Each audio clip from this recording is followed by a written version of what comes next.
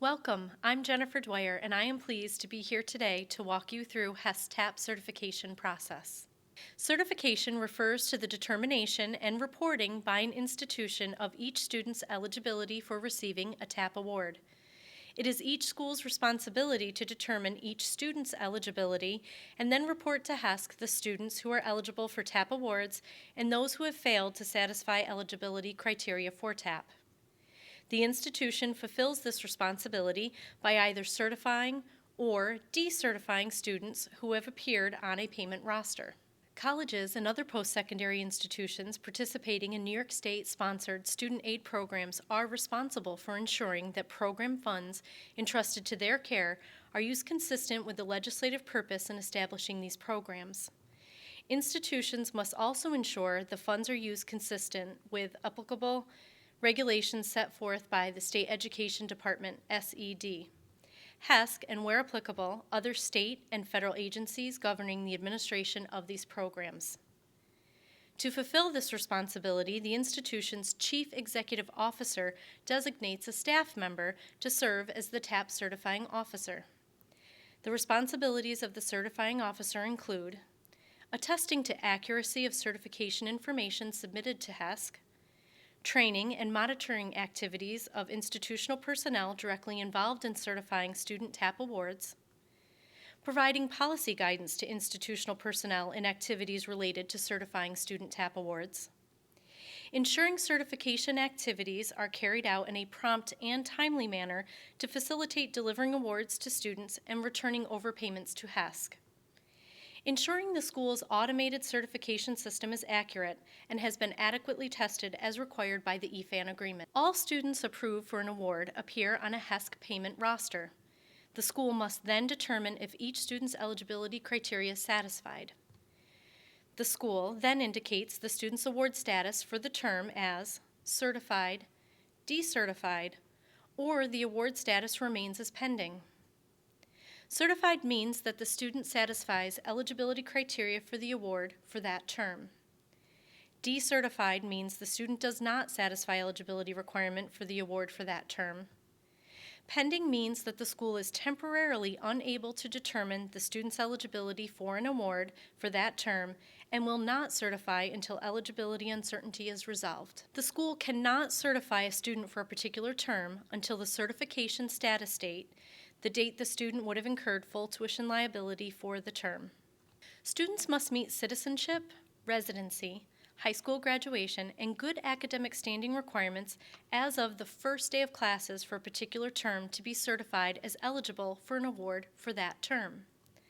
Students must meet matriculation requirements, approved program requirements, full-time study requirements, and tuition liability requirements sometime between the first day of classes and the certification status date for a particular term to be certified for an award for that term. When students are enrolled in a program of study the SED has formally approved to operate on a simulated semester basis, students must register for and incur tuition liability for enough credits for full-time study at the outset of the term. However, students cannot be certified for awards until they have begun study for the second module of the simulated term. To be eligible for full-time TAP, a student must be a United States citizen or eligible non-citizen, be a New York State resident, have a high school diploma or its equivalent, and attend full-time at an approved post-secondary school in New York State, taking 12 or more credits applicable toward the degree program per semester. The student also must meet income eligibility criteria, be matriculated in an approved program of study, maintain good academic standing, maintain a 2.0 average after receiving 2 annual TAP payments, equivalent of 4 terms, 24 TAP points, be charged a minimum of $200 in tuition per year, not be in default of any repayment of federal or state student loans or on any repayment for state awards. To meet the full-time study requirement, a student must be taking at least 12 semester hours in a semester of not less than 15 weeks or 100 calendar days, inclusive of examination periods applicable toward a degree program. Credit-bearing courses must be general education or major requirement or specified or free elective. Credit-bearing courses not integral to students' program of study cannot be included as part of minimum study requirement.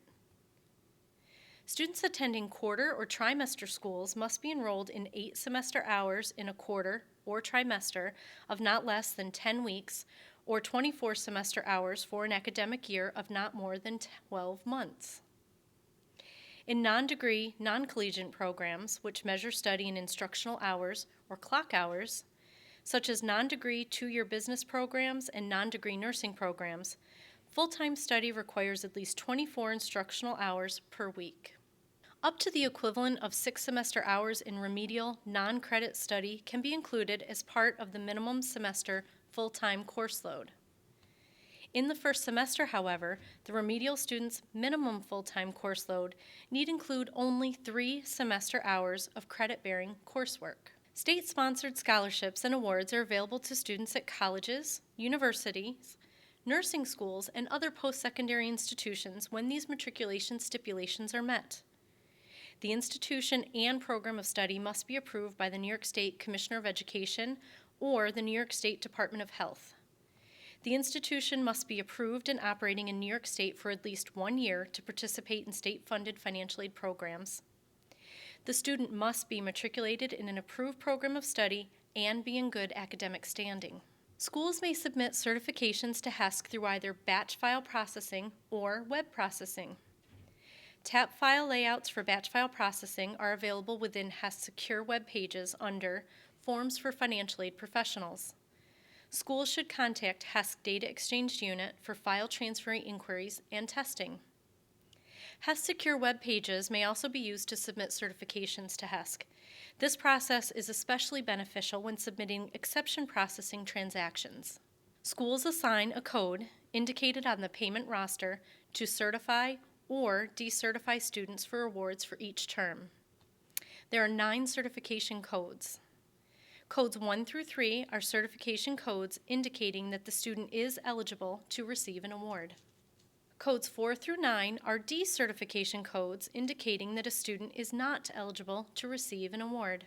If more than one decertification code applies, enter the most relevant code. Good academic standing is determined by 2 components measuring a student's academic progress. The first component is the pursuit of program, POP requirement, which measures the student's effort to complete his or her program. The second component is the satisfactory academic progress, SAP requirement, which measures the student's achievement. Both of these requirements must be met for a student to continue to receive New York State financial aid. Pursuit of program is the requirement that a student receive a passing or failing grade, A through F letter grade, in a certain percentage of courses each term, depending on the number of times the student has received a New York State funded award. The percentage is determined according to the following schedule. 50% of the minimum full-time course load in each term of the first year, increases to 75% in each term of the second year, and remains at 100% each term of the third year and thereafter. In addition, the student must meet requirements every semester or trimester. A withdrawal or incomplete cannot be counted. However, the incomplete can be used if it is resolved to a passing or failing grade by the end of the following term. Remedial courses can be counted if completed. In order to meet satisfactory academic progress requirements, the student must earn a certain number of credits each semester, as well as maintain a minimum cumulative GPA, grade point average. Each school must follow the progress requirements as outlined on the school's Good Academic Standing Chart approved by SED. Satisfactory academic progress must be evaluated prior to each term for any New York State award. For non-remedial students, satisfactory academic progress is determined by requirements associated with the student's first award year. For the first award year, 2010-11, and thereafter, the student must meet SAP requirements enacted in 2011. For the first award year, 2007-8, through 2009-10, the student must meet SAP requirements enacted in 2006. For a first award prior to 2006-7, the student continues to be subject to the SAP requirements approved by the Commissioner of Education at that time. Institutions may choose to adopt uniform mandated standards for all students if approved by the State Education Department. Schools must request this through SED. Students meeting the definition of a remedial student are not subject to the 2011 SAP standards. Schools should continue to use the requirements established in 2006. There are 3 categories that define a remedial student. Student who scores on a college placement exam that indicates need for at least 2 semesters of remediation as certified by college and approved by SED, or student enrolled in at least 6 semester hours of non-credit remedial courses as approved by SED in the first term in which TAP award was received, or student is or was enrolled in Opportunity Program, HEOP, EOP, SEEK, CD. A student who meets the definition of remedial will be evaluated on the 2006 Satisfactory Academic Progress Chart, even if the first term was in 2010 or thereafter. This is the SAP Chart for non-remedial students whose first year is 2010-11 or any year thereafter.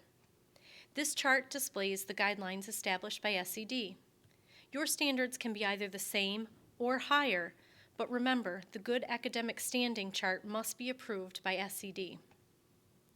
All enacted charts can be found in TAP Coach at www.hesc.ny.gov under the topic Satisfactory Academic Progress. Students lose eligibility for New York State awards if they fail to maintain good academic standing.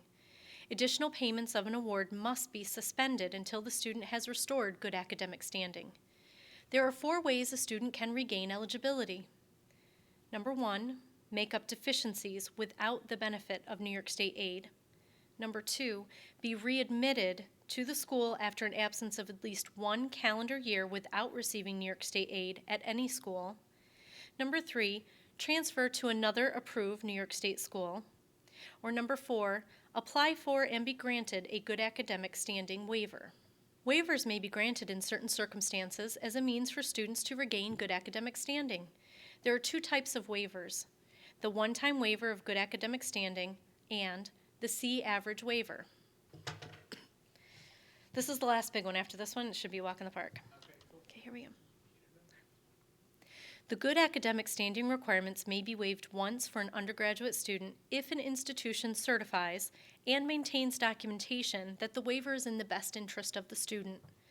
Institutions are cautioned that not all students who fail to satisfy the good academic standing requirement are necessarily candidates for a waiver.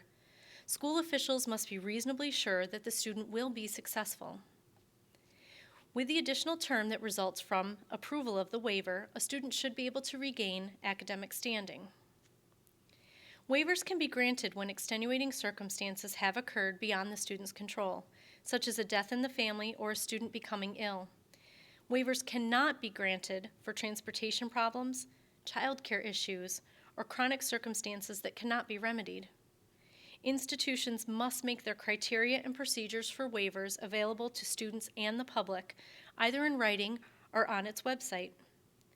The Good Academic Standing waiver is reported to HESC through the certification process. Education law requires that students achieve a cumulative C average or the equivalent after receiving 4 semester award payments. The law provides that a C average waiver may be granted in cases where the student may have had undue hardship, such as death in the family, personal injury or illness, or other extenuating circumstances.